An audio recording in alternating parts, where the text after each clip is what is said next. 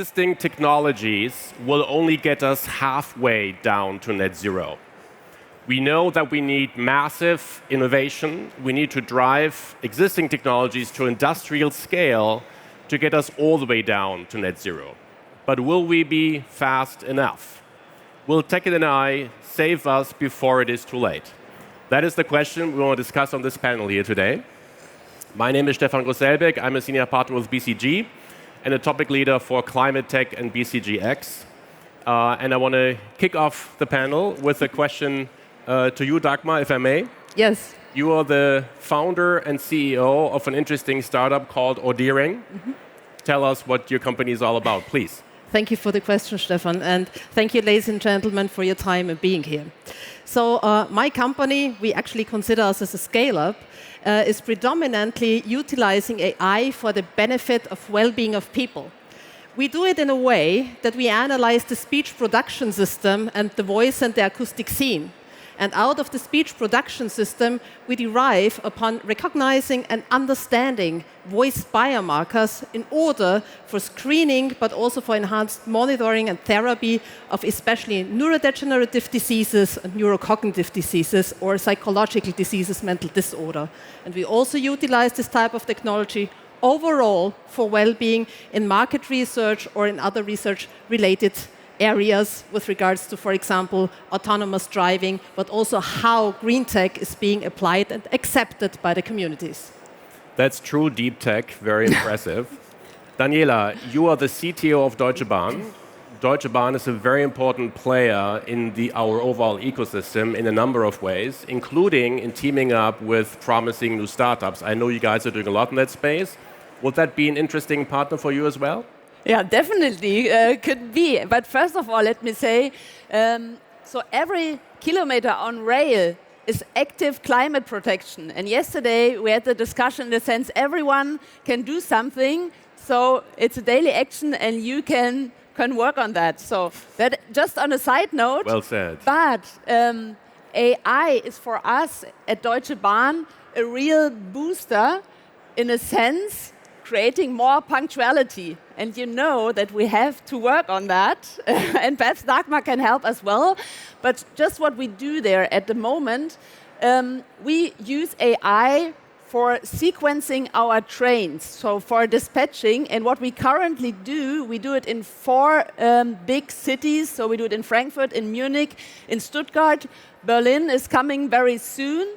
And we are avoiding 90,000 minutes of delay, it's 1,500 hours, and that is only in these 4 cities and only for S-Bahn. And now perhaps you can imagine if we will roll out this AI to whole Germany, and especially AI makes a difference if you get into complex situations. And the S-Bahn, all trains run on the same speed, but if you go with cargo, if you go with the ICEs, there AI really kicks in. And so that is what we are working on, and very happy to work with startups as well. That's good. Donya, you have a very interesting role. You are both the CIO, so Chief Information Officer, and CHRO, so Chief HR Officer at Hapag-Lloyd, one of the leading shipping players globally. The shipping industry is considered one of those hard-to-abate industries because it's not easy to replace fossil fuels for ships. Nevertheless, you have committed to net zero by 2045, as I understand. Tell us about that, please. What are you doing to work towards that aggressive goal? Yeah, thank you, Stefan. But I'm still impressed about the number. Daniela, you just mentioned what you can save on S-Bahn. I didn't even know we have so much delay. So I'm pretty happy that these kind of savings will really make a big impact. Well, yeah, Hapag-Lloyd, we are the container shipping liner. We are not the ones with the cruise ships, I have to say. Sometimes people mess it up. But global trade is something which is significantly impacting climate, not just because people are buying so much, and we saw during the pandemic how much trade was on the oceans. What we are doing at the moment, we are investing a lot in any kind of energy efficiency on a vessel, and you can't believe how many options we do have. We have more than 250 big vessels, and we are transporting more than 3 million volumes of boxes every year. And it's not just about the speed of a vessel, for example, where we need artificial intelligence to make smart decisions about the lowest impact on climate, but also any kind of optimizations when it comes to a hull, propeller of a ship, or any kind of trade we're trying to optimize during on- and offloading. The beauty of having technology and HR within one responsibility, we really believe that whatever we have in front of us is something where technology needs to combine smart enough with humans. Therefore, we have to train our people best as we can. We have to make sure that everybody in this journey understands the power and the beauty of technology, but also how to use it and how to optimize everything. Therefore, the transformation within the minds and the skills, together with what technology can offer us, is perfectly in one under one board member position. I think that's a very interesting point, and I'd like you to go even a little deeper on that. The conversations today and also last night at the awards was all about technology, but then also about the transformation which it requires. People have to change behaviors. People have to change the way they work. That's Absolutely. a massive change, a massive transformation. Yeah. Requires change management from a company point of view. How do you at Hapag-Lloyd deal with that? Yeah. And we have to deal with it on a global scale. So we are in more than 130 countries already globally, and we have people all over the place. We deal more or less, first of all, with education. We just founded an Hapag-Lloyd Academy where everybody has a chance to participate, stay curious, get to know new skills when it comes to sustainability, technology, data, but also customer service skills, for example. So education for us is one of the big lever when we think about how to transform a company. And then people, places, processes. So after people, we are investing in places.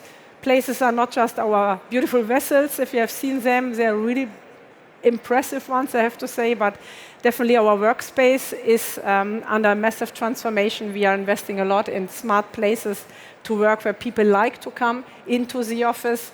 And I know we have a lot of debates today about home office or in the office.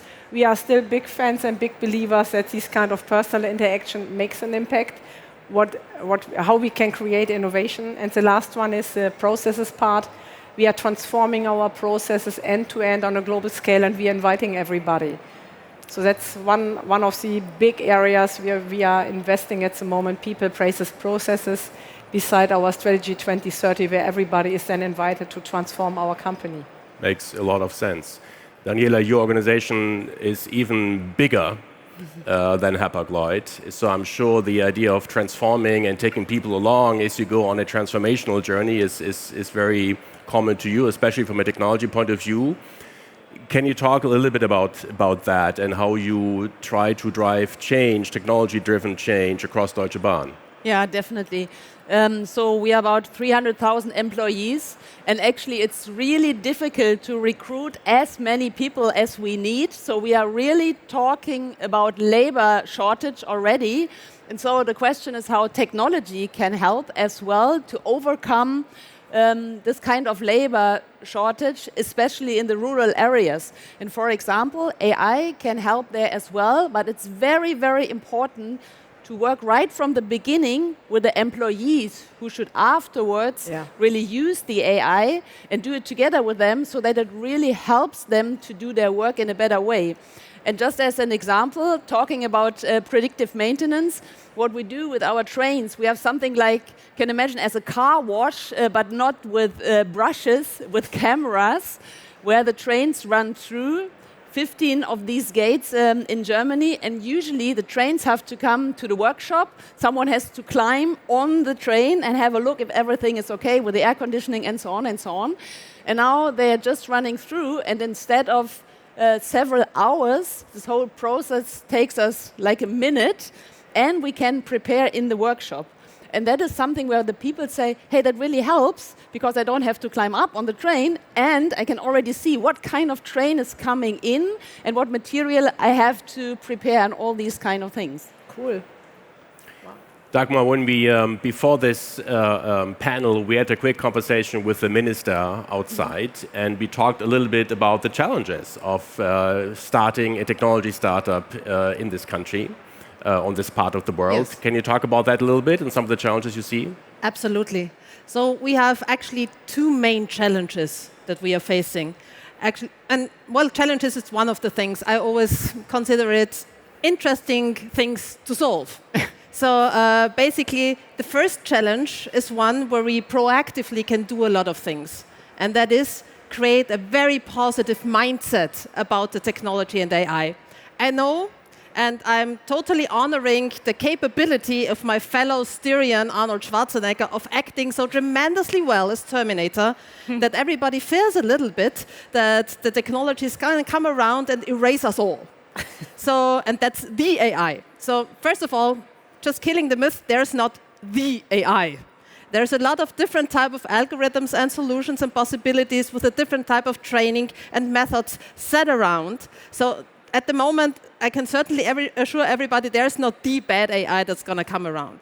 And the second thing is we have to be, or with this, have a positive explorative mindset and know what it is. It's very much statistics, probabilities. And if anybody wants to or assumes that we have 100% certainty with a certain decision, that might be a little bit hard. But if you, on the other hand, accept that there might be one or the other failure, which is, by the way, quite human, we have the possibility to really change something with applying this technology. But as you nicely said, there are some slight obstacles and hurdles we cannot positively influence by bringing out the enthusiasm of this great technology. And one of those is regulation. So you know that yesterday the EU AI Act passed the EU Parliament. This is something where a lot of European AI are startups, and I'm very active in this scene also in the associations, really very devastated. And unfortunately, this is something that also predominantly kills innovation in our age, because we have not the structure of huge, large corporations in Europe. We are predominantly small and mid-sized companies. And for those small and mid-sized companies, all the regulatory broadband in that area is really, really, and I have to hate to say it, a challenge. And this is something where I would just wish that in the trilogy that's coming out now, the current version is a little bit more amended to a practical solution that is very much more process-oriented in association with risk and utilization-oriented, like the purpose of why I use the AI, than just in a broad stack pyramid classified construct, which is really, really cost-intensive, challenging, and on the competition side, very, very bad for innovation from small and mid-sized companies in the European space.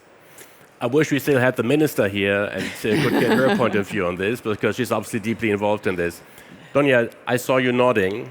What's your point of view? Regulation must play a huge role for you, particularly as you're a global company. So how do you deal with that? Yeah, and we had a nice conversation outside, and we thought about we should have taped it, what Daniela, Dagmar, and Ministry already when we discussed it, because I was always raising the hand saying, hey, Hapag-Lloyd, we are a global player.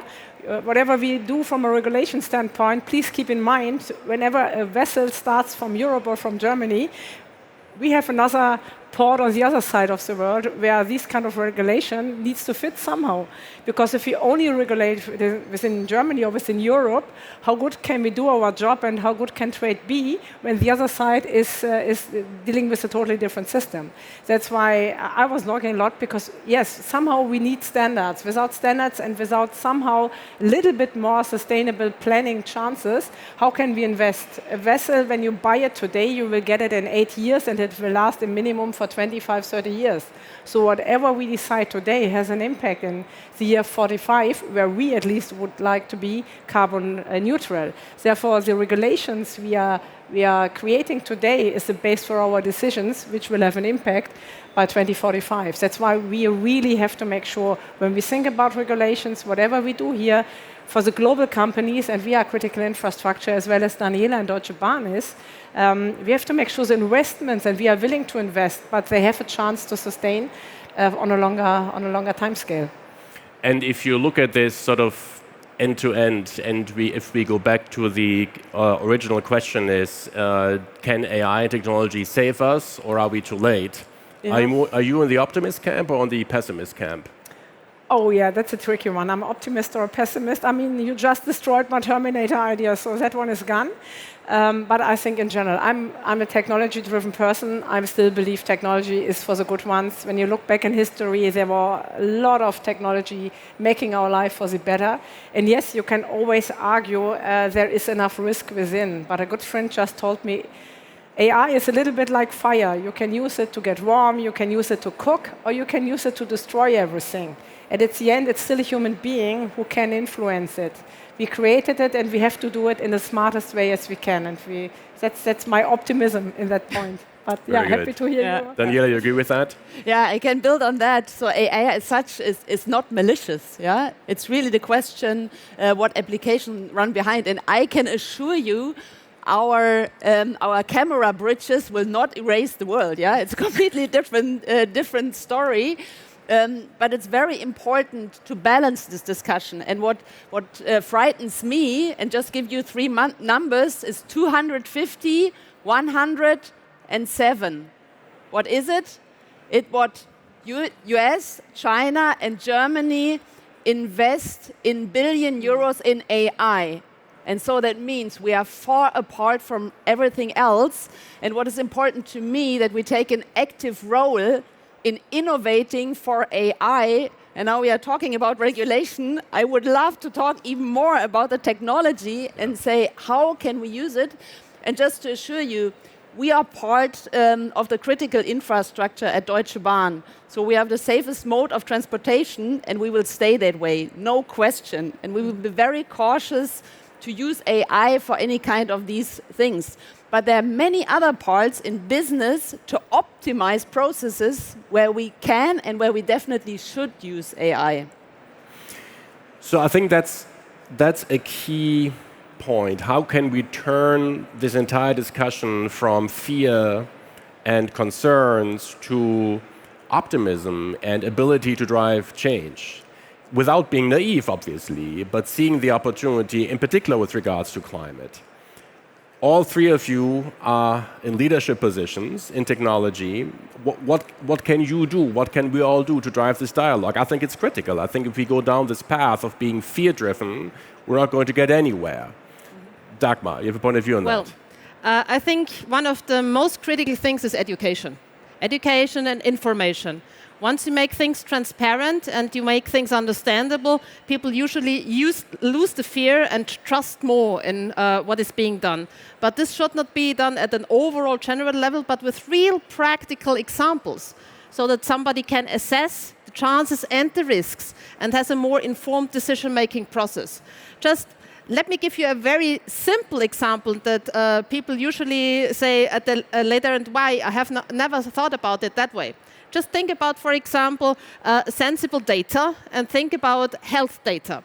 To gather health data for AI purposes in Europe is, I can tell you, a hell of a lot of work. And I have my data officer sitting here, and he can definitely tell you that it's correct what I'm saying. So not my company, but a lot of other companies also have to utilize data from Asia, have to utilize data from the US or data from Israel or other sources, for example, to train different type of models when we are going for in the area for screening or understanding different type of biomarkers that might really help on early detection of long-term chronological diseases or anything else. By the strict data regulation that we are having, this data regulation actually generates something that the now EU Data Act wants to prevent, a so-called bias. Usually, you want to have something quite fair that you train your algorithm on. So you don't have anything that basically goes in the one or the other direction or actually has an advantage for a certain group. But just think about it. And this is not a racist thing at all, but if you think somebody from Central Africa or somebody from Japan has a different type of genome and other structure biologically, and if you train your systems basically or predominantly with this type of data because you just simply don't get the other data because of the problems that we generated ourselves, what is the logical effect? you are not participating. And if you are not participating, what does the thing do? It does give less optimal decisions for yourself. So by preventing, actually, or saying, I want to protect, I do the complete opposite. If I look at the technology and the application, I actually harm more. And I think this is one of the things that needs to be understood in the general process. So we have to free our minds and not think, oh, AI is bad, or I don't want to be somehow monitored and social scoring or whatever, but really understand what's the other side. What's the possibility I lose if I do not do this? Also, for example, the banned categories that we are talking about in the EU AI regulation. If we develop on our hand those type of technologies, you can very well also use those technologies to prevent the detection from other parties. That fosters your independence. And I think the corona pandemic, as well as the Ukraine crisis, now showed us how bad it is to be dependent on somebody or some area or some other decision maker. That's not a good thing. So what we want to have, if we want to have the control that is actually utilized by the security, is the understanding of how those things work. Very simple, very easy. And then we will start to trust it. Then we can think a little bit further, not just until here. And then we can see what we can do. And from my perspective, we overall need a comprehensive education and understanding of the chances and risks that are associated with the technology. I love this powerful pitch for a more positive view at technology. Thank you for that. Thank you. If we look at innovation more broadly, I think one of the observations would be that in this part of the world, we're pretty good at doing things, making things better incrementally. You know, it's kind of day in, day out, incremental innovation, which is a very important aspect of innovation. We're pretty good at that, tüfteln, as they say in German. But we're much less good in disruptive innovation. And many of the more recent technologies, digital technologies, in particular AI, they open up opportunities for disruption, which does not play to our strength. It's also called the innovator's dilemma. So how do you disrupt, how do you innovate something which may attack your own core business?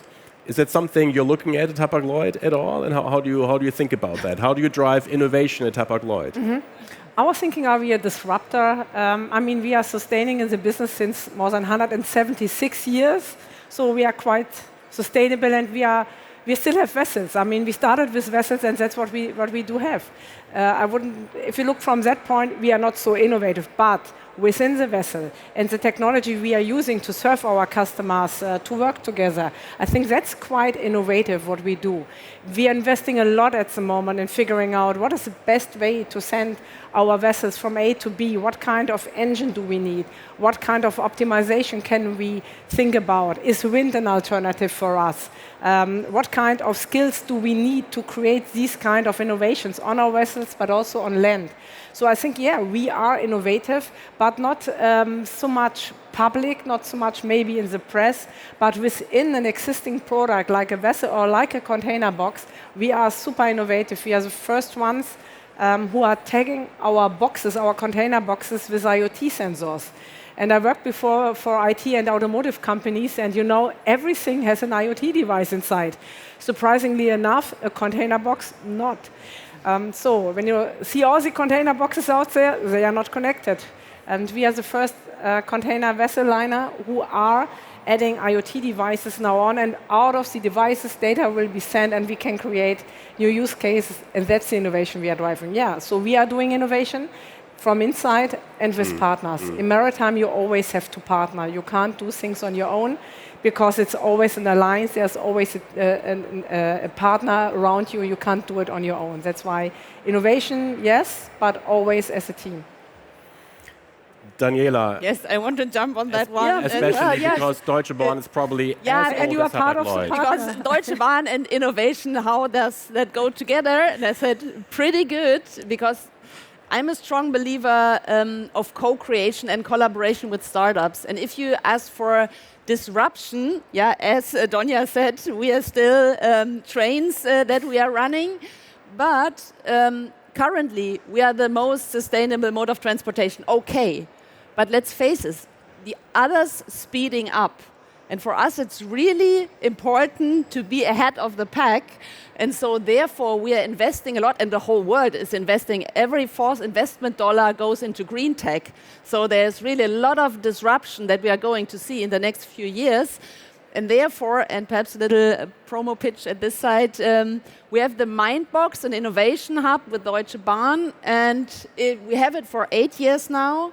4,100 startups applied, but the good thing is that more than 60% continue the collaboration, and I think that is really a good share. Usually it's 1 out of 10, and we say 60%.